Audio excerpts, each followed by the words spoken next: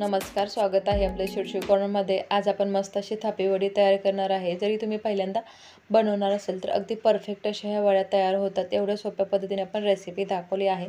तर चला रेसिपीला सुरुवात करूया। इथं मी लसूण, कोथिंबीरची देठे, आलं आणि हिरव्या मिरच्या घेतलेल्या आहेत। हिरव्या मिरच्या तुम्ही आवडीनुसार कमी जास्त करू शकता, जसं तुम्हाला तिखट हवं असेल त्याच्यानुसार।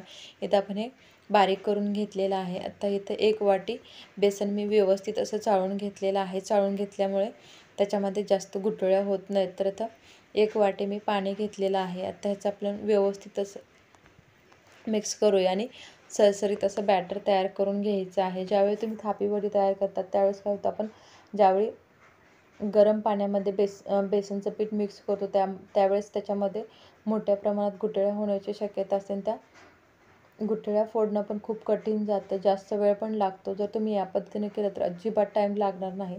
तर इथं कढईमध्ये 2 मोठे चमचे तेल घेतलेलं आहे। त्याच्यामध्ये जिरी, मोहरी, कढीपत्ता आणि आपण जे वाटण तयार करून घेतलेलं आहे, आलं, लसूण, हिरवी मिरची आणि कोथिंबीरचं, ते टाकून घेतलेलं आहे। तुम्ही कढीपत्ता पण वाटणमध्ये टाकला तरीही चालेल। इथं आपण हिंग, हळद टाकून घेऊया आणि आता व्यवस्थित असं हे मिक्स करून घ्यायचं आहे।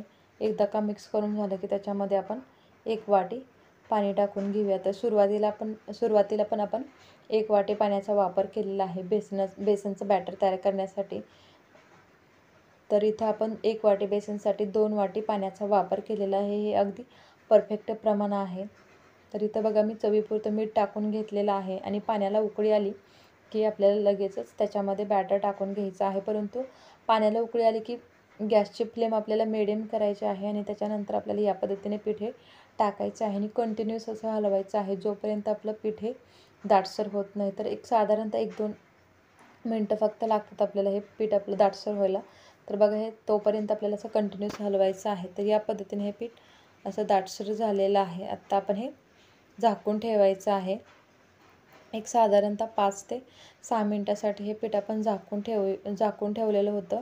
आता बघा ह्याच्यामध्ये व्यवस्थित असं एकदा मिक्स करून घ्यायचं आहे आणि पीठ आपल्याला चांगलं शिजून द्यायचं आहे। त्यामुळे आणखी 5 ते 6 मिनटं आपण झाकून ठेवूया, कारण जर पीठ व्यवस्थित असं शिजलं नाही तर वड्या चांगल्या लागत नाहीत, त्या चिकटतात। तर बघा इथे एक साधारणतः 10 ते 12 मिनटं झालेले आहेत आणि आपलं पीठ हे व्यवस्थित असं शिजलेलं आहे। आता आपण ताटाला थोडंसं तेल लावून घेतलेलं आहे। त्याच्यावरती तीळ, खिसलेलं खोबरं आणि कोथिंबीर टाकून घ्यायची आहे आणि जे आपण पीठ तयार करून घेतलेलं आहे ते लगेचच टाकून घ्यायचं आहे।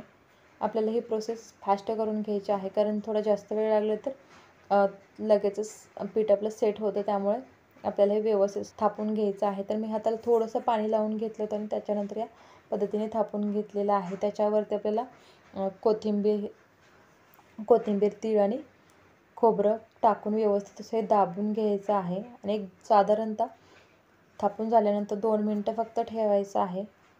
2 मिनटं झाले की लगेच आपण हे कट करून घेऊया। तर इथे मी डायमंड शेपमध्ये हे कट करून घेणार आहे। तुम्ही चौकोनी आकारामध्ये पण कट केलं तरी चालेल। इथं आपलं पीठ व्यवस्थित असं शिजलेलं आहे, त्यामुळे ते चाकूला अजिबात चिटकत नाही। जर पीठ व्यवस्थित असं शिजलं नाही तर ते चाकूला चिकटलं जातं आणि त्याचबरोबर वड्या पण खायला टेस्टी लागत नाही। तर बघा या पद्धतीने अगदी मस्त अशा आपल्या ह्या थापी वड्या तयार झालेल्या आहेत। जास्त टाईम लागत नाही आणि त्याचबरोबर जास्त मेहनत पण लागत नाही। तर तुम्ही पाहू शकता अगदी छान अशा ह्या वड्या तयार झालेल्या आहेत। तर तुम्ही पण ही रेसिपी एकदा नक्की घरी ट्राय करा आणि जर रेसिपी तुम्हाला आवडली असेल तर लाईक करा, शेअर करा, सबस्क्राईब करा आणि त्यापुढील बेल आयकॉनला प्रेस करा। Thanks for watching.